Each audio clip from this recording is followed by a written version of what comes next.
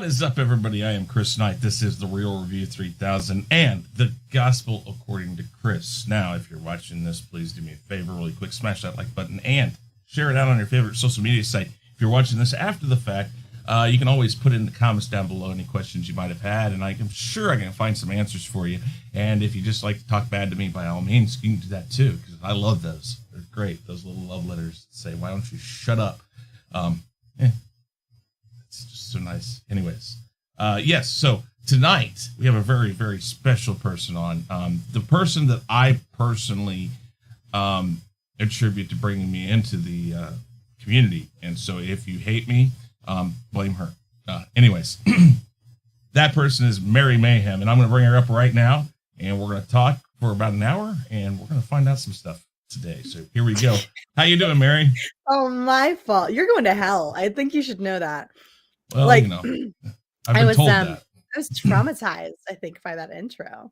It was quite provocative. So, you know, I don't know. One of these days, somebody's going to like launch an ad campaign against me, and I'm going to get all these viewers for it. And you could only pray for so much publicity. That kind of free publicity, you can't pay for that, right? Like, no, the extreme hatred. People who, yes, exactly. Oh my God. That's glorious. We'll just stick around for an hour and type all the nasty stuff in the comments. It's great, you know. For once, I don't have to type it in the chat. I know. I say for once, like I've never been over here before. I don't know. Where am I? Where is this place? Oh, I have no memory of this place. Well, I say as Lord of the Rings is being desecrated in front of my eyes by Amazon. Are you watching it? Well, I mean, I've seen the trailer. So, you know, have you seen the trailer yet? I have seen bits and pieces of it. I don't know. It's things like this. You know, part of me thinks doing what we do that I need to watch it. Mm-hmm. I just finished watching the Book of Boba Fett, and some people liked it, some people didn't. I was okay with it. I just realized that especially Robert Rodriguez has no clue how to shoot Star Wars. It's like it's so glaring when it came up. It's like, you know, there's parts of it that are like, okay, this is pretty cool, and then all of a sudden, boom, and you're like, boom, yeah. What the hell are you doing? There were some serious pitfalls in that show, but there were also some really high points too. Yeah. But you know, so I'm debating, am I going to sit there the whole time watching Lord of the Rings and just constantly be saying, oh God, no. And I'm confused. Is this actually based off of Tolkien's? I mean, I know it's based off of his works, but is it anything that he wrote, or is this all new stuff? So I believe this is at the beginning of the Third Age. I haven't looked into it exactly. Okay. I have Google like the next person, but I believe it's in the Third Age, the beginning of the Third Age. I could be wrong. They may be setting it in a different age, but there aren't supposed to be like hobbits running around right now. And there was a hobbit in that freaking trailer. There was a hobbit. Well, they have like a precursor to their race. This is kind of getting weird for you guys. For you guys who aren't like Lord of the Rings nuts in the chat, the precursor to the Hobbit race is called a Harfoot. Not dissimilar from what you saw with Smeagol before he all changed and went wonky, but not quite a halfling either. But there's a lot of stuff that they're doing to this that make no sense. If you know anything about J.R.R. Tolkien, you understand that a lot of the races in his mythology are based off of Anglo-Saxon culture and race, and so you've got a lot of that prevalent throughout it. And I think it's just as reasonable to go that route as it is to say go an African influence when it comes to Wakanda, right? Like, this is a fake world. You can do whatever you want to with it. Ain't no shame. You do you, honey boo, right? There's nothing wrong with it. Although Tolkien does a really great job of touching on, you know, crossing racial boundaries via elves and dwarves, right? It's interesting that they felt that it was necessary to further expand on that. But when I first saw people, you know, going back and forth about the fact that I guess there's black elves in it. Is that what it is? Yeah, well, both. So they've got a black queen dwarf, which is absurd because, you know, they'd be soaking up all that sun under the mountain. Well, when I first started seeing people tweet about it, and then of course you got the people on the other side tweeting about it. So, well, what's wrong with this, and this? I'm like, I guess people just don't understand fantasy. It's like, okay, I'm not saying you can't have different races, like people, when they play the characters being in it. It's not that they can't be. That's not why they it's the thought that it's the thought that all these characters and all these different races within the book itself was a way of showing that was the racial divide. It was already addressed. It was already addressed. Yeah. It wasn't addressed the way we want it as people. Well, the way that our current modern day sensibilities might suggest that it should be addressed, because putting Lord of the Rings through your worldview somehow makes it more acceptable, as though that changes the value of the inherent content available. And so it's really bizarre how people become so warped and twisted and incapable of stepping outside of their own perspective and recognizing dude, this whole topic that you're discussing, this whole thing that you think that you're addressing right now was literally already addressed, just in a way that I guess you're too narrow-minded to comprehend. And that's what I'm saying. You know, we hear about Star Wars, we hear about Star Trek. It's like, okay, they didn't put that in the way that you expected to be put in. It was kind of, it was like,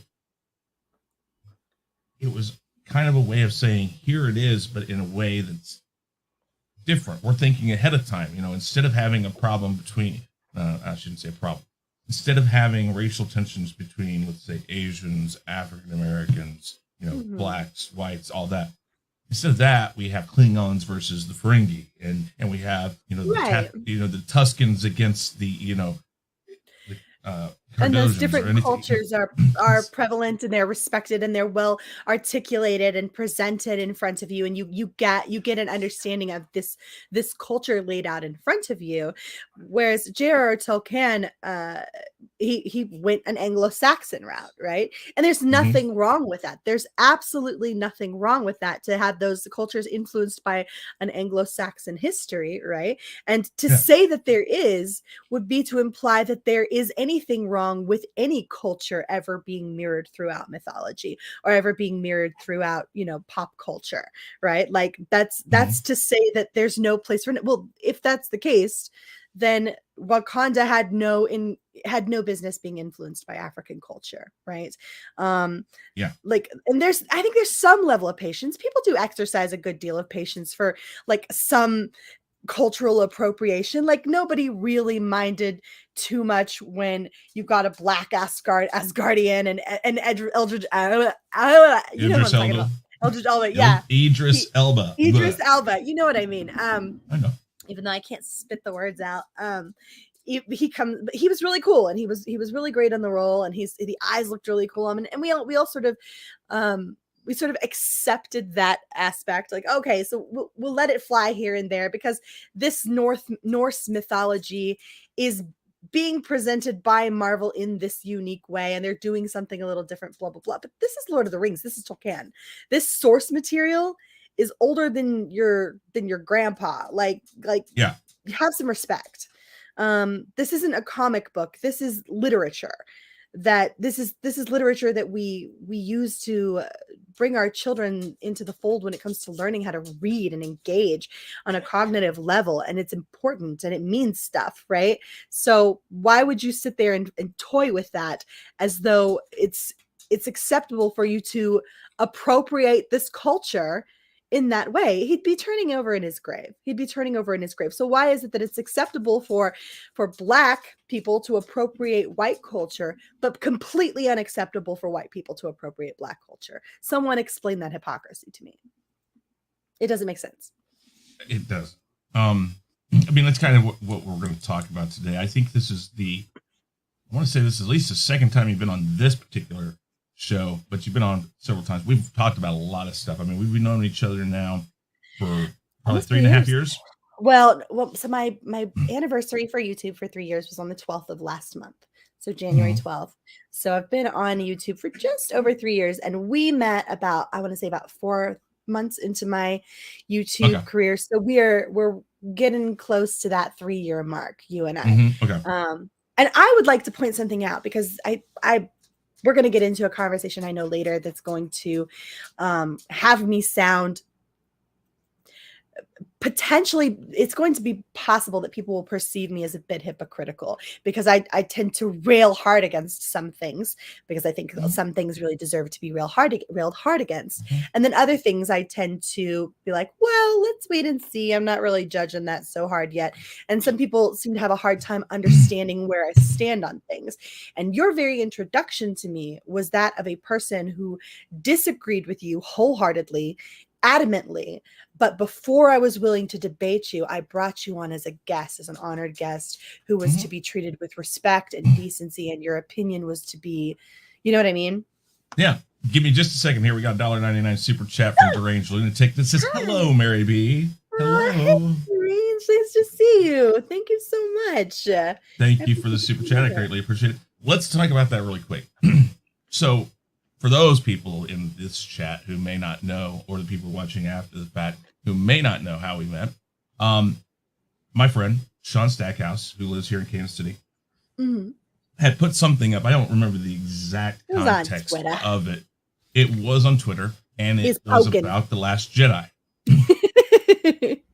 And I had been doing it for a little bit. I would just poke fun at him saying, well, you know, you like this and this and this because we've talked about it. And I can't remember exactly what it was. But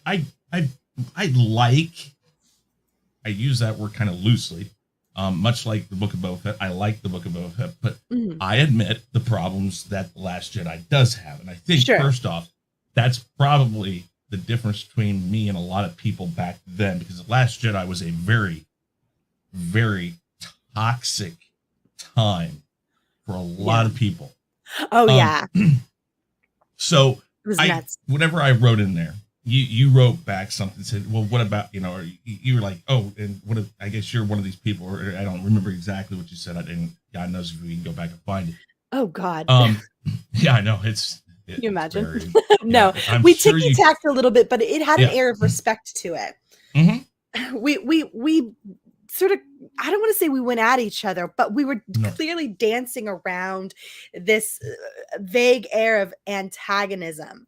Well, I don't agree with you, but there was always an insert of, I don't agree with you, and this is why, and this is what I'm saying, but also to make sure to tack on in there that trail of respect, like, but this person hasn't been disrespectful to me. He hasn't disrespected my opinion. And so there's no way in Hades I'm going to be the first one to break that trend, right?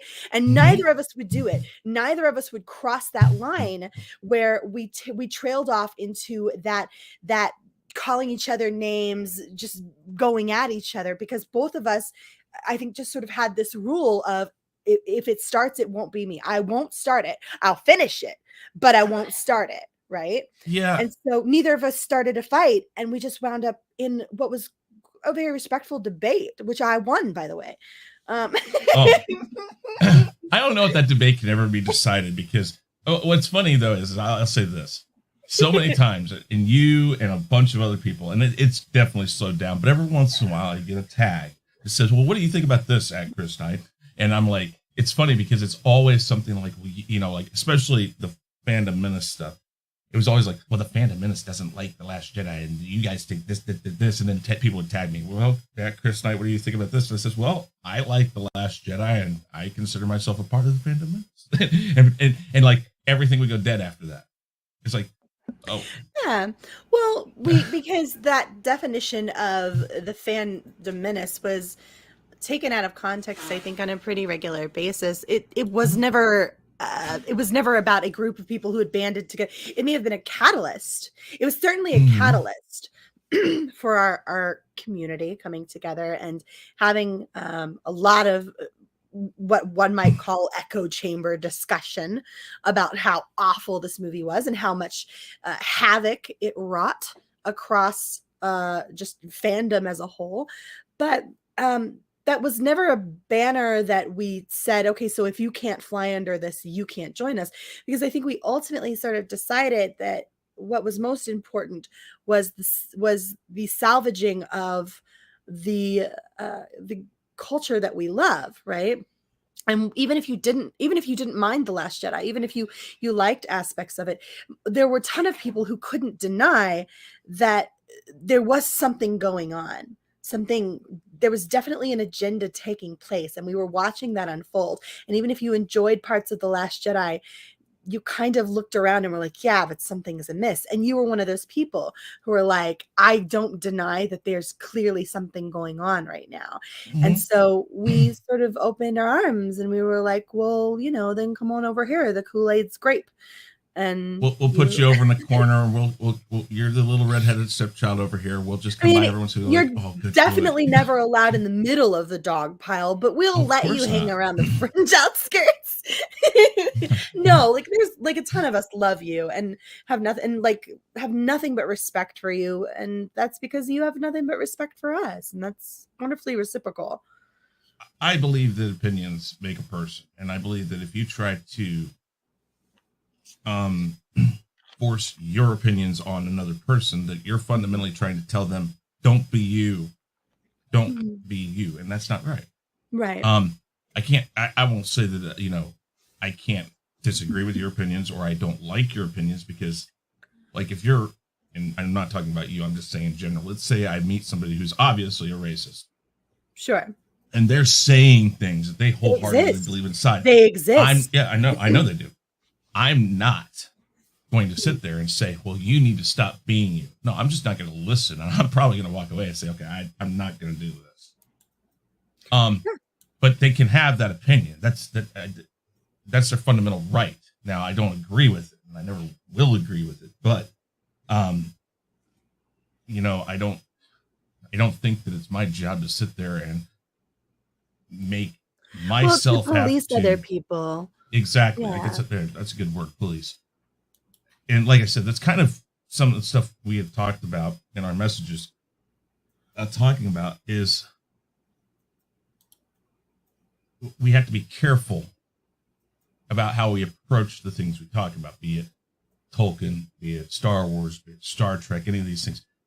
Because some people out there will seem to ride on one rail about those things. Either it be, this is all crap, or you even made you made the comment of, if we say everything is racist, then nothing is racist. If we say everything is woke, then nothing is woke. And that's a very good point. It's like we have to, I guess, it's pick and choose where we use these terms.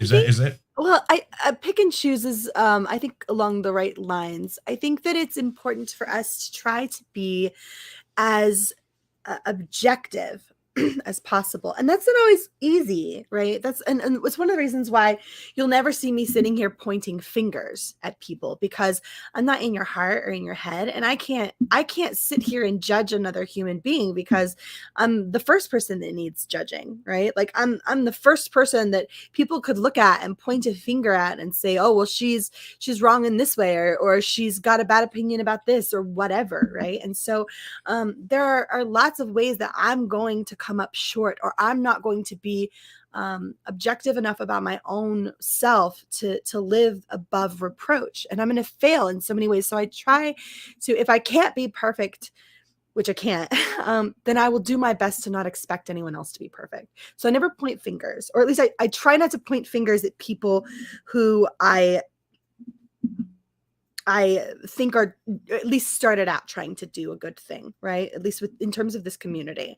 And I think that there's a pretty obvious example, and there's a pretty stark contrast when we talk about these people, like, for example, Brie Larson, who I cannot stand. And I think that that's obvious, and for good reason, right? Why am I willing to slam Brie Larson? Well, because Brie Larson slammed us, right?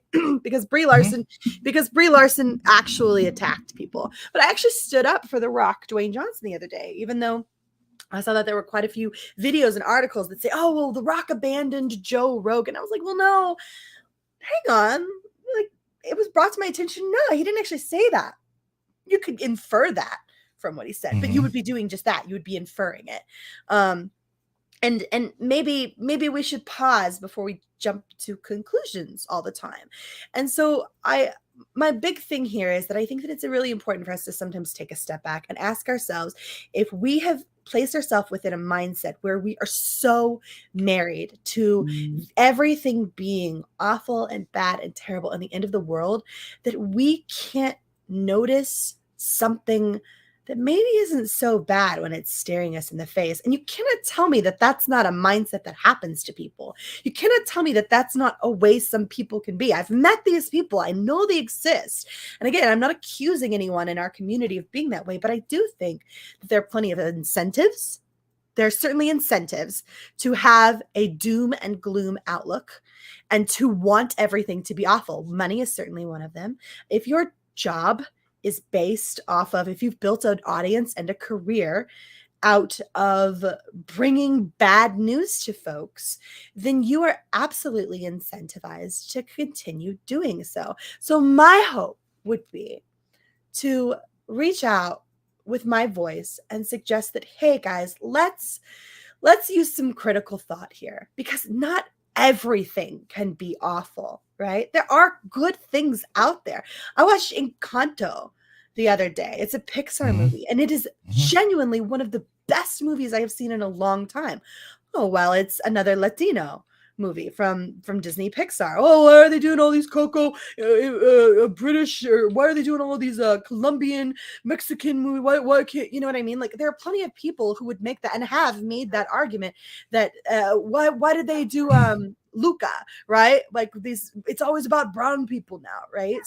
Well, the story was really good. It was a really good movie. The music was amazing, and I enjoyed every second of it from beginning to end. But there are plenty of people who weren't capable of doing that because they are so entrenched in the world being awful that they couldn't look up and look around and see that there's still some beautiful stuff out there too. So I want to encourage people to find the good and to embrace the good, right? I apologize for the dog in the background. I'm so sorry. I don't know if you can hear that. It's all right. I'm at my parents' house and they have insane dogs who have no manners. Okay, because, you know, listen, it's the least of the things that have happened on my channel in the past.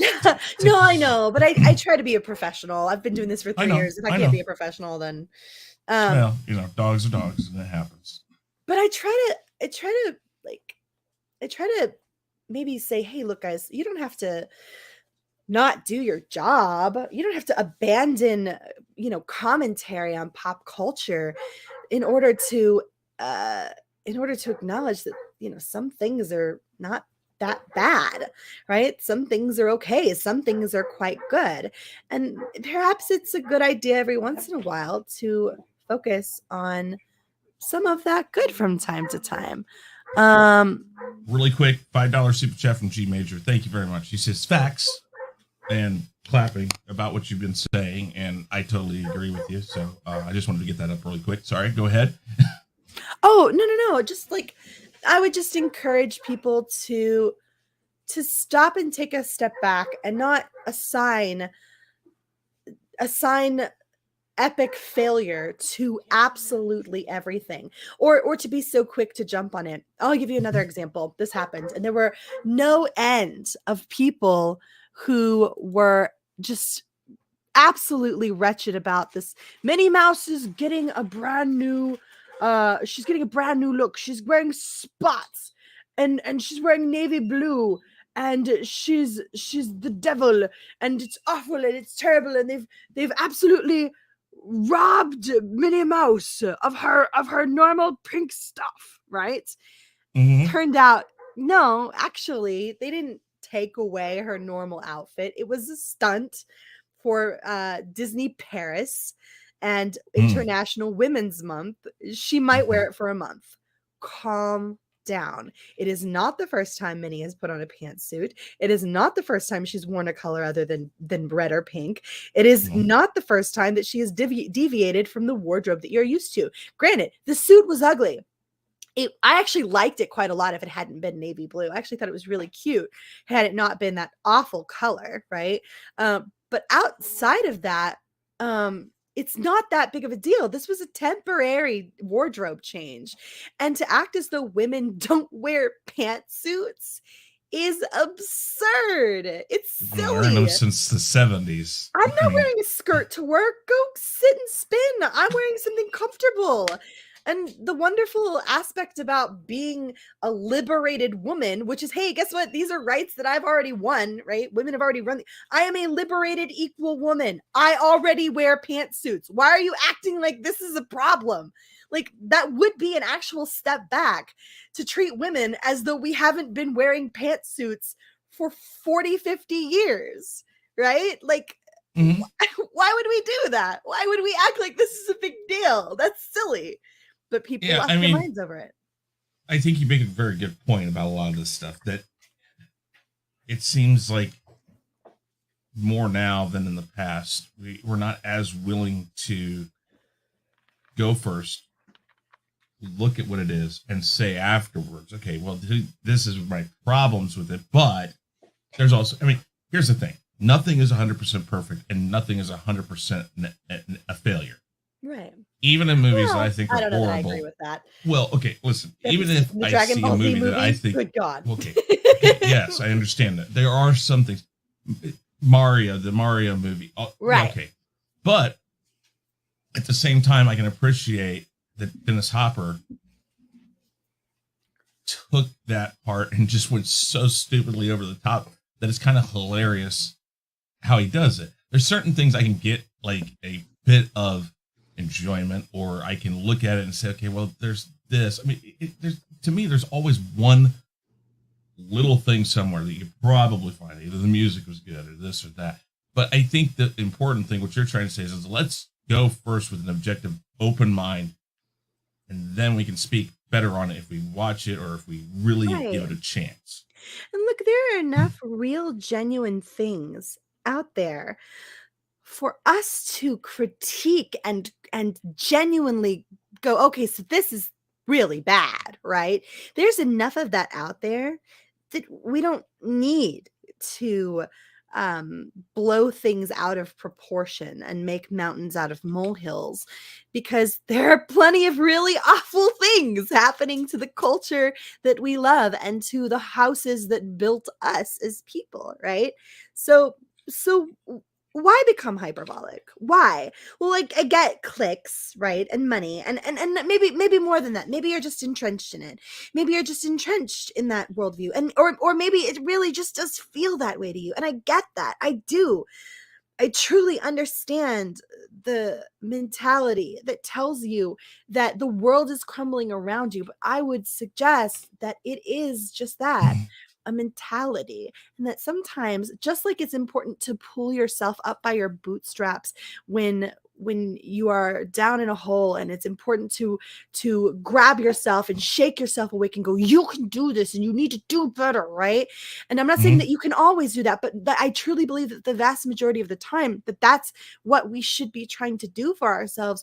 I think it's also important to shake ourselves awake sometimes and take a hard look around and at ourselves and ask us if we are contributing to an air of anger and vitriol and oppression to the people that we purport to care about. Why would we want everyone that we love and everyone that we engage with on a regular basis to be so miserable that they can't find a reason to smile? And I'm not saying find good where it doesn't exist. That's not what I'm saying. I'm saying find good where it does exist. Yeah, no, I think, I mean, absolutely. And like, I think you said the Encanto, yeah. Encanto, that's it, yeah. Yeah. I know when I first saw that. If it makes you feel better, it's an animated Disney movie, so I get it. I know it is. And I have Disney Plus. I have a friend who works over with the Disney 20th Century, used to work for 20th Century Fox, which is now 20th Century Studios, whatever the heck. And he's so graciously he gave me a code. So I have free Disney Plus, which is great because I don't have to pay for the crap that's on there, because there's a ton of crap, but there's some good stuff. And I think you make that point. When I first saw that, when I first saw the promos and stuff, all I was looking at it, like, man, this doesn't look like the Disney stuff I remember. But then I haven't really watched Disney animation or Pixar animation for a long time because my kids are 16 and 20. I'm 45 this year. It's like I'm sitting there going like, well, okay. So I watched it the other night and I'm sitting there going like, okay, this this is kind of fun. This is cool. Right. I like this. And so it's like I sat there and thought, I was like, well, you know, if I just had gone off what I thought when I first saw it, I would have been like, no. And I was looking for something to watch. I was like, yeah, I guess I'll watch this. And well, lo and behold, I watched the whole darn thing, and I liked it. I mean, it was a really good, well thought out piece of animation, I thought. I mean, I loved it. I love Pixar stuff especially. So I guess maybe I shouldn't have been surprised, but It was a smaller movie, and it was a smaller story, and it was about a family, and it had a little air of magic to it, but it touched you on a very human level, right? And it touched on the problems that we experience within our own families, how much stress and pressure there could be put on us by the people that we love and who love us back. But you have an expectation, and sometimes you get really caught up in what you think and how you think things should be and how they should go, and you forget to take a look around and remember that it's about the people that you love. And that should always be what it boils down to, right? Is that at the end of the day, life is about the relationships. And if you died tomorrow, what would you leave behind you? Would you be worried about whether or not there was a broken vase or a show that you missed or something? No, you would be worried about whether or not people remembered you with love and remembered you in a way that shone a light in the world around you, right? And so I think that that's something that we forget about. And I had a real hard wake-up call. You know this. We had a wake-up call back at Thanksgiving. We lost our friend JJ, and that was really hard.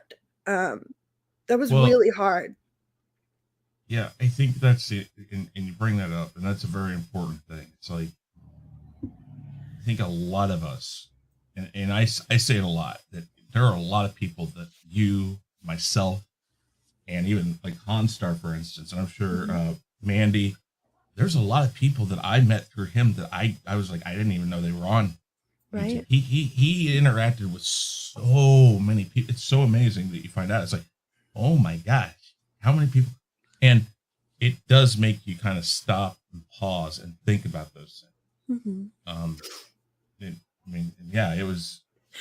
I know it hit you, and a lot of. I just think it gets out of hand. No, but like to pick it, there are so many people that you've had the pleasure of engaging with, and people that you took away from those experiences when you took them forward with you in life. And now imagine. And this is what frustrates me. This is why I find myself so frustrated at times with our community. Now imagine a year down the road, you've been friends with these people, you got along with these people, you engaged with them, and at times you were very close to these people, and then all of a sudden you're slamming them for a difference of opinion on social media and in streams. Like, what are you doing right now? What are you doing? Is this because you needed to be right? Because I'm going to tell you right now, being right is worthless. I'm not saying that you shouldn't strive to be intelligent, and that you shouldn't strive to hit the mark, and that you shouldn't strive to your best. But if what you're worried about is stepping up above another person on a ring ladder and making yourself look better, making yourself look smarter, making yourself look like you were the one who was correct, then your priorities are skewed because you left people, human beings, behind over a difference of opinion about a show. What is wrong with you? What is wrong with you? I totally agree with that. I mean, I don't want to make this about me or anything that I'm doing, really. So I'm just going to say this really quick. We do stuff over on a channel I have that's called Chaos Central. And the one thing I say about that every time we come up on there is that people need to remember that our opinions we state on there. Because we get people sometimes go, oh, this is ridiculous what you're saying. Blah, blah, blah. I said, listen, I'm not telling you that you have to like my opinion, and I don't have to necessarily agree with your opinion, but by no means do I have a right to tell you you're wrong or you tell me I'm wrong, because they are opinions. I mean, if something is objectively wrong, there's a difference between something that is objectively wrong that you have science to back up and an opinion about a TV show. And look, at the end of the day, I understand the value of things like Star Wars. And these are the things, like I said, these are the houses that built me. I understand what they contributed to who I am as a human being. But right now, here today, nothing can take that from me. Nothing can take those experiences from me. No. Not really. I may not want to see it warped and distorted going forward in the future, and that may be upsetting and frustrating for me. But there are genuine human beings and people out there who, at the end of the day, if I have the option, and you do have the option, as long as they are not slapping you around and being disrespectful. And now I'm a firm believer of don't start nothing, won't be nothing, right? But don't antagonize someone for disagreeing with you. Just do what Chris and I have done. Go, okay, agree to disagree. And then if you must, and if you really want to, engage into a friendly debate. But before you go into that debate, step into the ring, making sure that you've checked yourself first and that you don't need to win so badly that you will trample and disrespect another human being to do so. That's called civil debate. And people have lost that. People think that debate is what they're doing. No, maybe you are having ticky-tacks back and forth with the person, but you're not civilly debating. You're not acting like an academic. Academics don't behave this way. This isn't how people sort out their differences and get to the root of it. This isn't how you sort out truth. This is how you hurt each other. And that's not the same thing. Not at all. It's horrible, like you said, that sometimes people feel like they just have to have that, like, I'm right. And in the long run, they're willing to sacrifice a lot more than maybe they realize about it. Mm-hmm. I know you and I have on a few occasions, I can't count it really how many. I know on a few occasions you have said, and I've said or agreed with you when you said agree to disagree, because it's not worth it. Obviously, you or I on those situations weren't going to see eye to eye. And what are you going to do about it? Go hold up Lucasfilm? What the heck do I expect you to do? That's the thing. It's like, ultimately, especially when you're talking about these movies, Disney, Lucasfilm, Marvel, DC, Warner Brothers, all, we talk about a whole range of things, and Star Wars. So that brings in Paramount and CBS. Ultimately, we can have our opinions and we can say what we want to say. Ultimately, though, we're never going to get these people to change. They're doing their thing, and they're going to keep doing their thing. And we can try to do things to let our personal opinions be known, not buy tickets, not buy products, whatever. But when it comes to you and me, we shouldn't be tearing each other apart over something that we don't have any control over.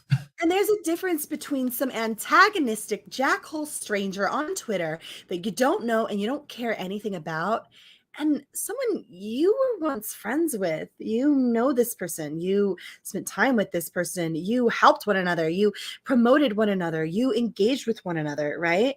Like, there's a big difference between me taking a hard look at Brie Larson's antagonistic flat ass and going, yeah, screw that hoe, right? Like, I don't care about her. She's terrible at, like, I didn't like her in the movie anyway, and the movie was sucked and blah, blah, blah. And me reacting to this really garbage person who doesn't give a crap about what I think anyway.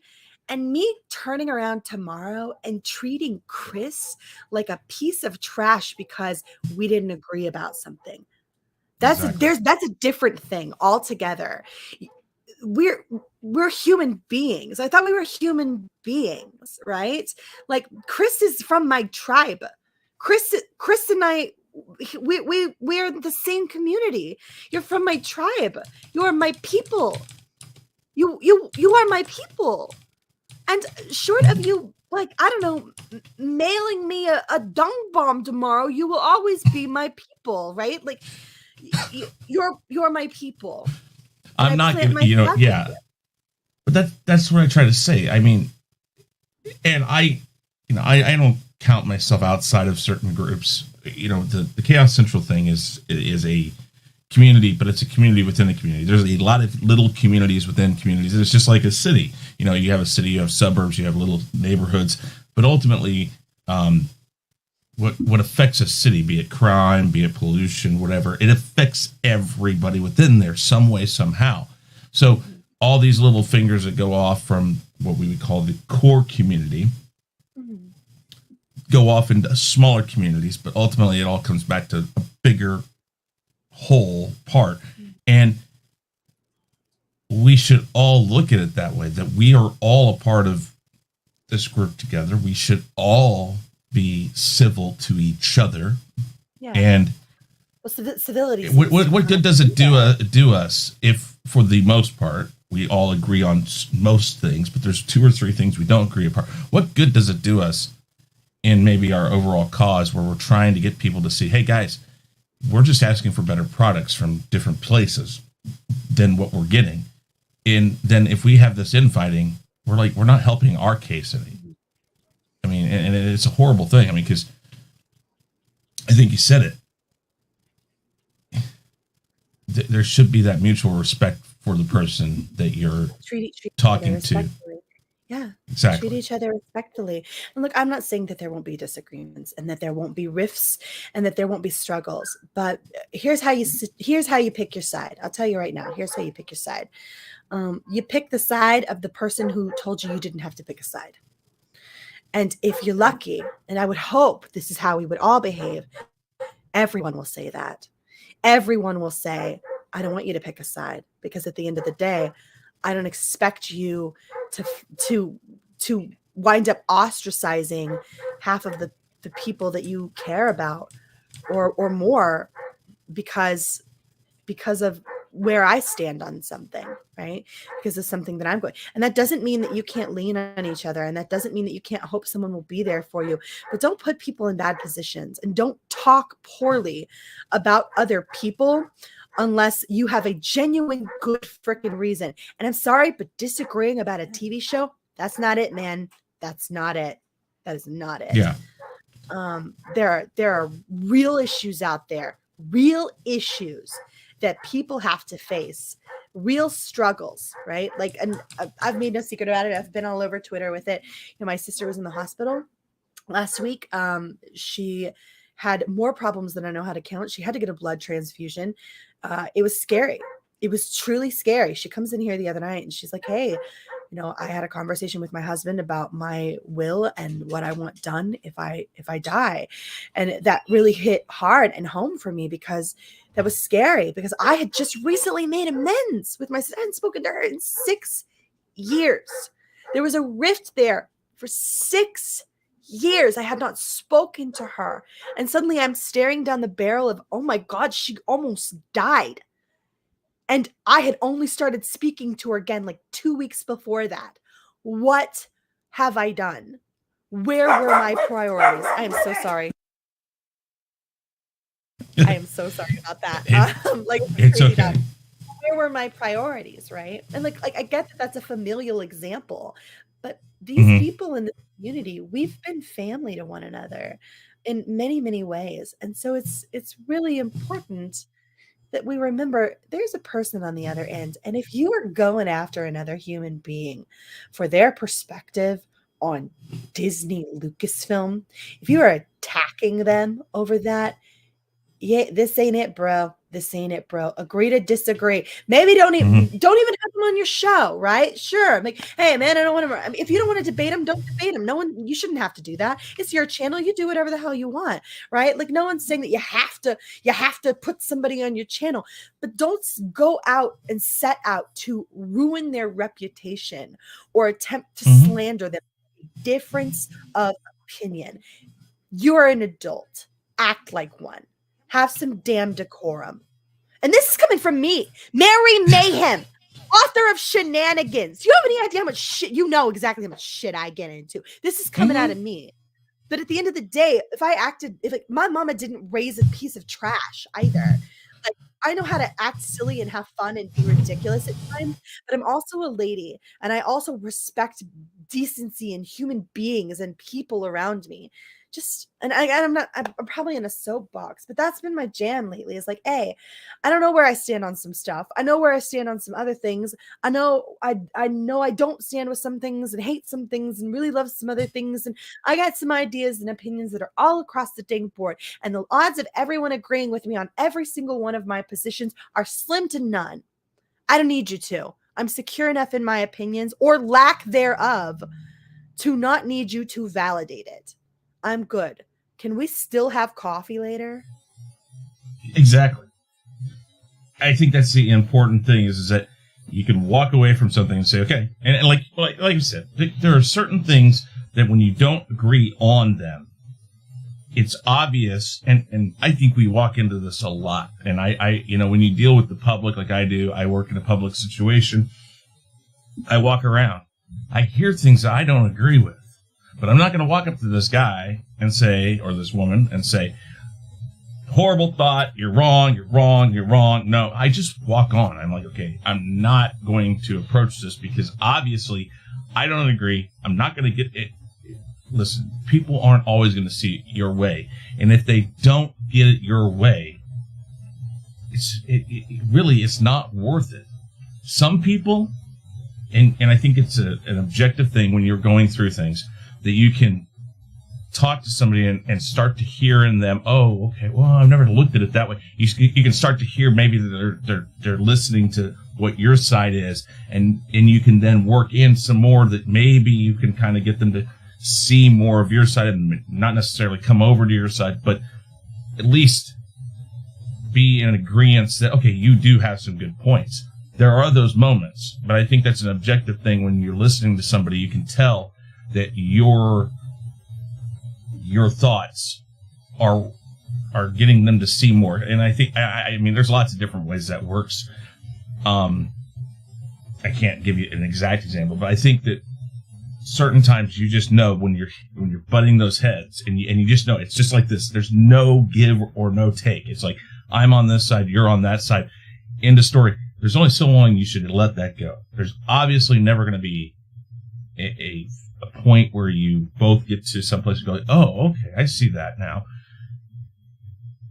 And it's sometimes up to us to realize that, and that's when you come out and say, okay, yeah, and this maybe isn't worth you'll it. never agree. Maybe you'll never agree on everything, and maybe you'll never agree on most of anything, right? But maybe you can agree that you should hug and kiss your mama every chance you get, and you should tell your family that you love them, and you should carefully noogie your father whenever humanly possible, and you should heckle your brother or your siblings whenever you get the chance, and do so in a loving way, and you should put your pants on one leg at a time. And there are 1,000,001 things that you can find to agree about, and if there are 1,000,001 things that you can't find to agree about, at the end of the day, you should still be able to agree that it's important to be a decent human being to each other, and to not sit there and blast someone live. Blast a human. That is the height of insecurity, to blast another human being. Like you, and people have forgotten to take a step back. If you're watching someone on a channel who is sitting there just blasting other human beings for having a difference of opinion, you are observing an incredibly insecure, fragile human being. Should you gatekeep your fandoms? Absolutely. There is no way in Hades you should sit there and allow, well, if you don't like it, don't buy my book into your fandom. That crap's gonna tumble. But you know what? You shouldn't. This is something Alora. It was one of the reasons why I love Alora, OG Star Wars, so much. We don't agree, and we don't agree on so many things. And there's so many things we have had to agree to simply not discuss, because it's gonna be frustrating for us. And I just value her friendship more than her agreement, right? But at the end of the day, Alora and I have had to come to this place where we're like, yeah, we don't agree on a ton of stuff. She's never invalidated my fandom because she can tell I love it, and I'm not pushing an agenda. There is a difference between a person who is attempting to appropriate your fandom to push an agenda, and a person who simply doesn't agree with you about whether or not something was good. Wasn't that the fun part about being a fan in the first place? Was fighting and arguing over whether this was good or bad or stupid? That's not the same thing as pushing an agenda. Sure, gatekeep your fandoms from the jackholes who want to tear it apart. That's not the same thing as arguing playfully and in a fun way with someone who you disagree about something when it comes to fandom. That was the fun part. Let's do that. Why are you depriving us of all the fun shit? Yeah, I think the best example I can ever give for how a proper fandom, that's a horrible term, how fandoms when they're working fine. It's like a motor. It's like a car. When it's working fine, everything's great. Radio works, windows work. You can open and close your doors without squeaking or whatever. You start it, it goes. All that stuff. The best example I can ever give as far as fandoms working in great synchronicity was the debate people had. And granted, I wasn't a part of this that much, but I remember the talk because adults were talking, and I was young. I was old enough to know and listen. It was, is Darth Vader Luke's father? Sure. That was divisive within the fandom. Eventually, some groups were right. Exactly. But the thing is it wasn't about telling. It was never a fight about it. It was, well, I think this, I think this, I think this. Well, I don't know. No. He can't be. He can be. But I remember the conversations I heard about that. That didn't mean that the people who said he wasn't his father weren't fans. It just meant they got that one wrong. Exactly.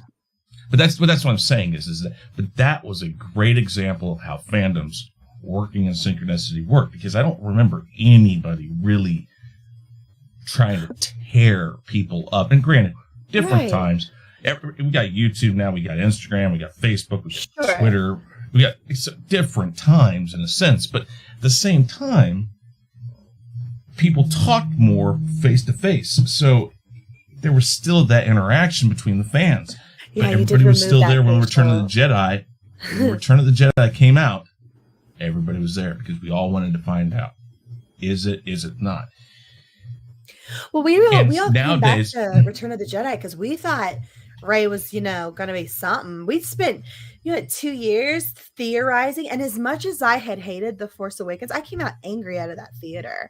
I still like my brother, and one of my favorite things to do with my brother. I came home that year for The Last Jedi. I didn't come home for Christmas. No, I came home for The Last Jedi to do with my brother what I had always done, what he had done a couple of years before for The Force Awakens. He'd come up to New York to watch The Force Awakens with me. It just happened to be over Christmas, right? I come down to Kentucky to watch the Last Jedi with my brother. We'd spent 2 years arguing over every aspect of The Force Awakens. We just ticky-tacked each other for 2 years over that movie. And it was fun, as much as I had stuff that I really hated about The Force Awakens, right? I really hated it.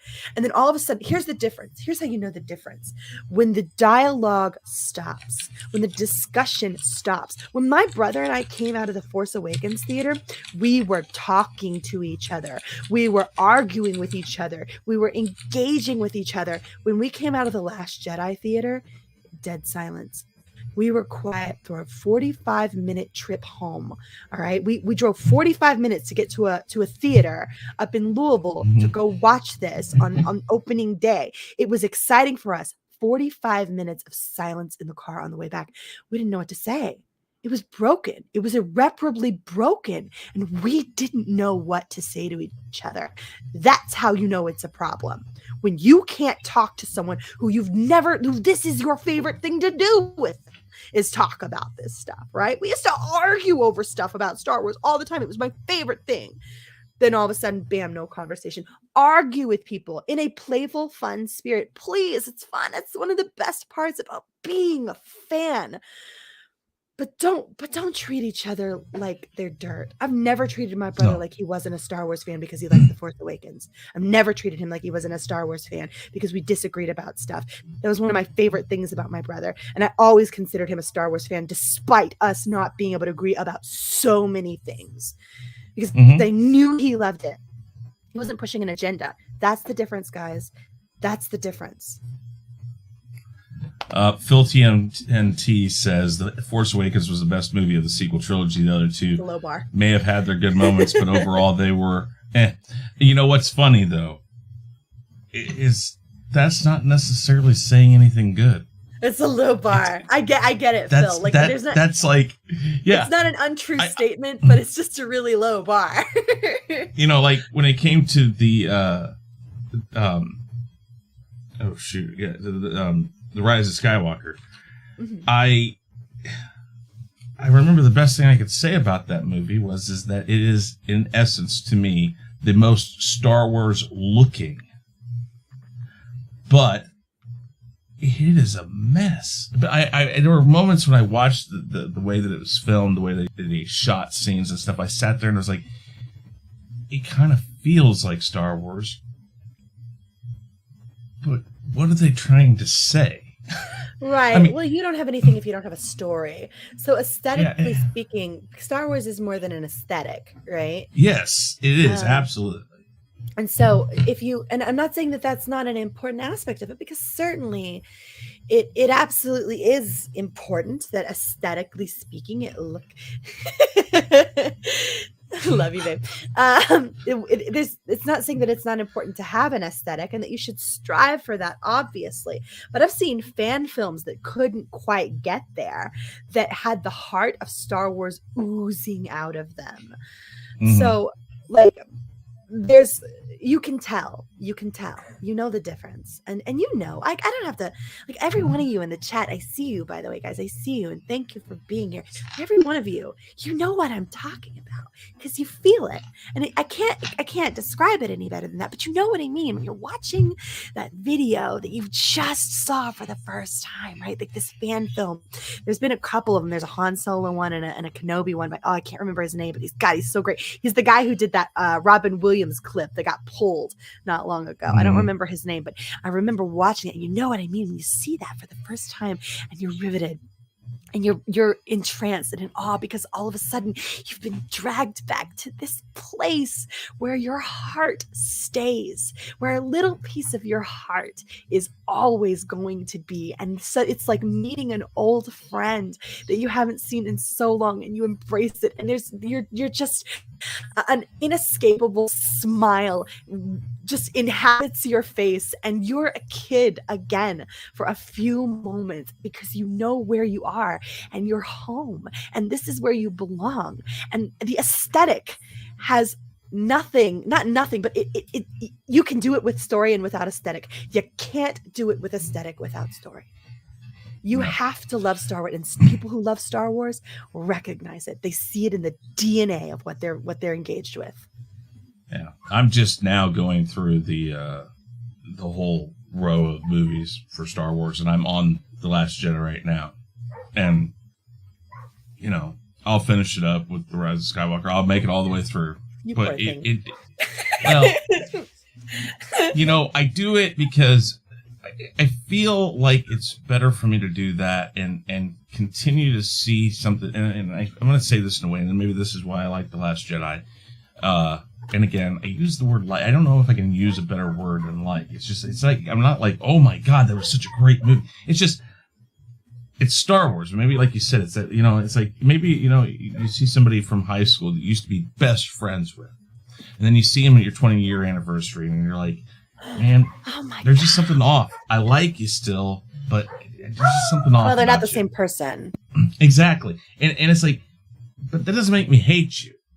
And I'm not going to sit there and talk bad about you. It's like, man, I like you, but there are things that are different now. And that's kind of what The Last Jedi is. It's like, you watch it, I like it, but man, again, Disney doesn't understand Star Wars. And a lot of the people who were involved in it don't understand Star Wars. And I think if they got somebody in there that understood Star Wars, a lot of these things would be fixed. Well, they should hire Laura. They should hire Laura. Hey, listen, I wouldn't be against that. Okay, we're at 1 hour, and I try to keep these at 1 hour. I'm more than welcome to have you back on another one of these at some point, because I love having you on here. But we're going to kind of cut it off right there. But I think we got through a lot of good points on this. Is that we don't need to be throwing away, I guess you would say, friendships over things that I guess I would say are ultimately not important enough to throw friendships over. Don't throw people away. I think exactly. We're not look. There's a difference between a person and someone who's literally only here to shove their agenda, right?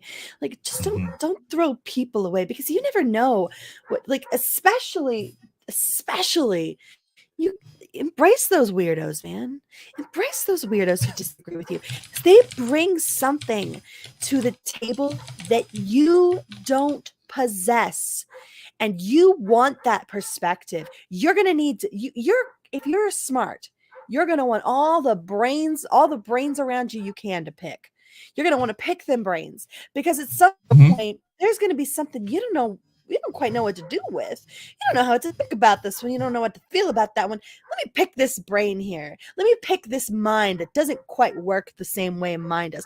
Let's see how it works. Maybe they'll help you get to the root of it. Maybe they'll help you figure it out. Maybe they'll help you pry it apart and take it apart and put it back together and see it a little differently, right? You want those opposing perspectives. Those are so important. Don't throw people away. No. And like I said, it's all about opinions. We're all different people. We have different thoughts about how things are, and that's what makes us us. I mean, and so if you take people and again, force morality, as I like to call it, or force your opinions on somebody else, it's not the way you should be. And again, like you said, there's a point when you got to stop and say, okay, agree to disagree. Mary, I thank you so very much. I always like having you on.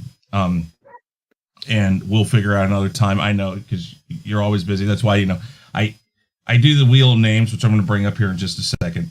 And I spin the wheel of names. Your name got spun. And the first thing I said is, okay, guys, I'm going to spin it again because I have to schedule this with her. I can't just call you up and say, hey, by the way, next Monday, come on up. I appreciate that. Little fun fact. Chris and I had it out one time. Well, a testament to the fact that I'm here and that we still talk to each other and we invite each other in our shows is because we had it out one time. I was like, Chris, you can't just spin a wheel and tell me I gotta be here. I can't do that. And he was like, oh, sorry. We had it out a little bit. we've had it out, but I was like, okay, but I'm not saying you have to be there. I was the mean one that time, just to be like full disclosure. I was You're always totally the mean one. Whatever. I'm only mean publicly. It's behind closed doors. I'm a softie. Okay, all right. I'll remember that. I'll remember never to meet you in person. All right, it is the wheel of names. I spin this thing and people come up. It's a pretty cool. Oh, I didn't. Laid that out. I didn't share my sound. I'm going to laugh at this. Well, I have to contact that person too. So, is that what is that? We're not going to talk about that. Hilarious. That's hilarious. Isn't it? No, look, I'm laughing at it. I'm absolutely laughing at that. That's glorious. That's something I have to. Isn't that a wonderful representation of what we were talking about here? Is that wonderful opportunity to engage and love people, right? Engage and love people, and to never close off those opinions and those ideas, even when it's hard and even when it makes for some awkward moments. Man, live through it, and you'll come out better on the other side. Exactly. Okay.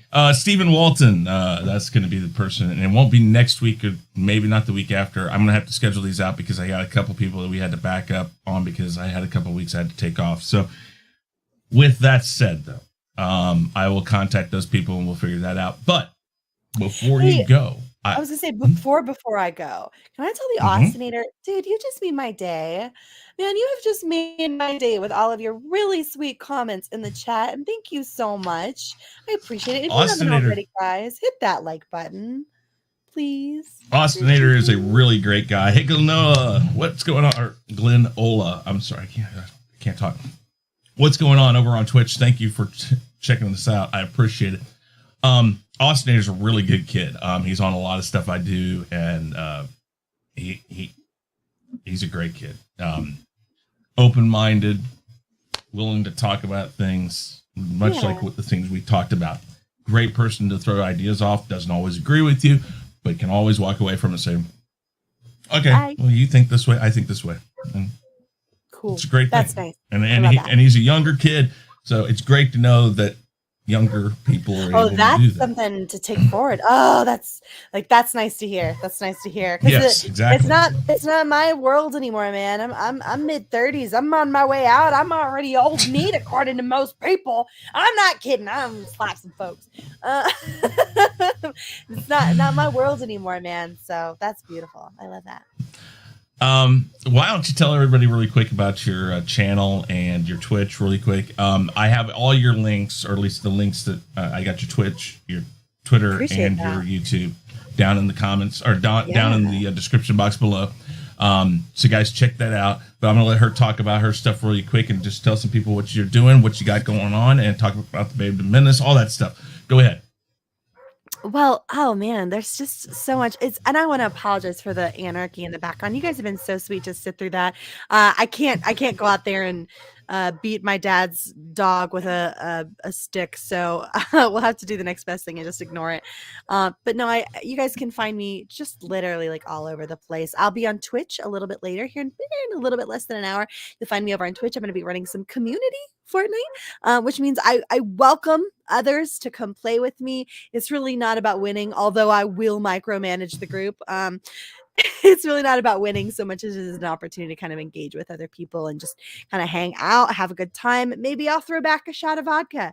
Maybe I'll make smoochy faces with Andrew live in front of everybody, make everybody super uncomfortable with high innuendo. That's a fun thing. I do that. That's a thing. That's super fun for me. Tomorrow night's Tuesday night. Depending on how things go, like I said, it's been really rough for me lately with a lot of the family issues. My mom broke her arm. I'm staying at her house for a few more weeks to try to kind of help out with some of the harder, things you need two arms to do. Stuff.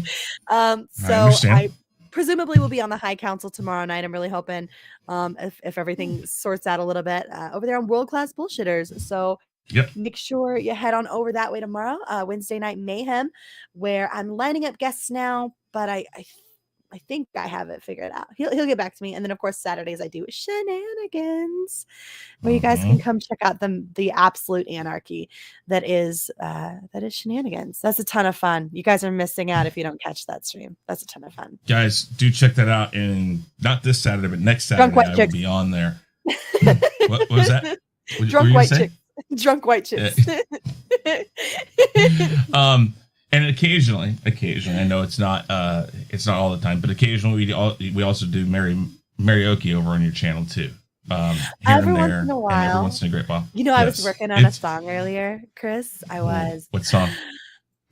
Oh, okay, so if I can't sing it, don't judge me. But I was thinking about doing that song from The Princess and the Frog, Friends on the Other Side.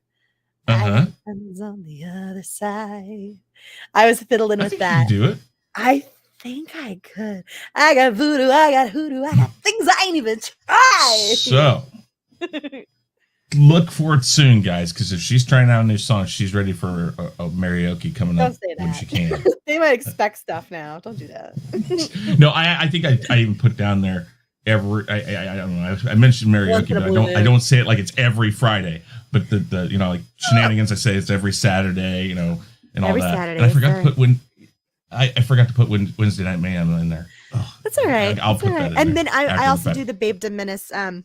We rotate channels for that now. This week, I think it's over on Mandy Summer's channel this week.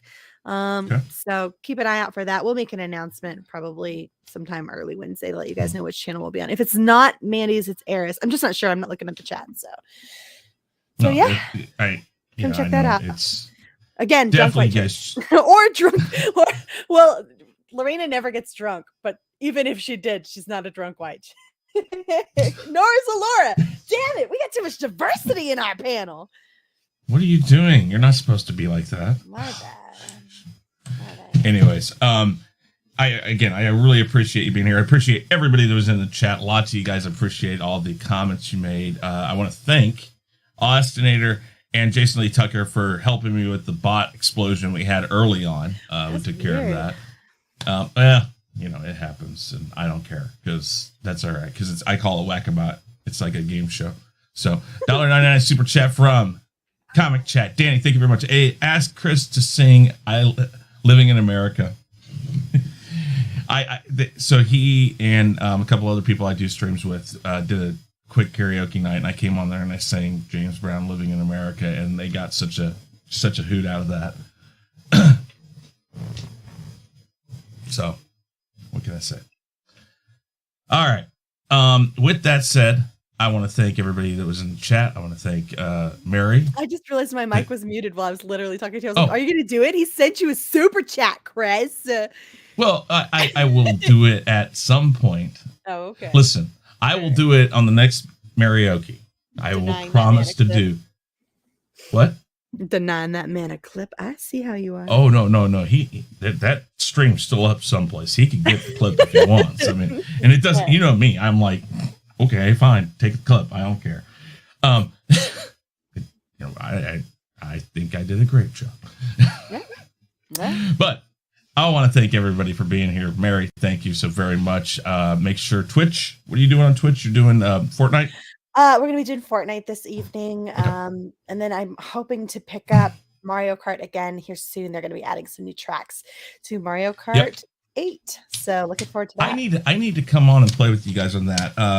I got Mario Kart 8. We took a break. We took a break from it. It was exhausting emotionally. Well, like everybody was doing it, like everybody, and so like every day somebody was doing a stream on it. And it's like, oh, come over here, do this, do it, and it's like, oh wow, I was like, wow. You know, I only got certain nights I can do it, and but if you do it, let me know when, and I will try to come on. And I gotta get, you know what? We'll talk about this later. I'll message you, and I'll get you your friend. I'll get you your friend code, and we'll take care of that. But we're 13 minutes past that hour that I promised you. So we're going to cut it off right now. I have foiled your plans. Aha! Every time. Anyways, thank you, everybody. Have a good night. Take it easy. Bye. Please remember to like, subscribe, and never forget to ring that bell.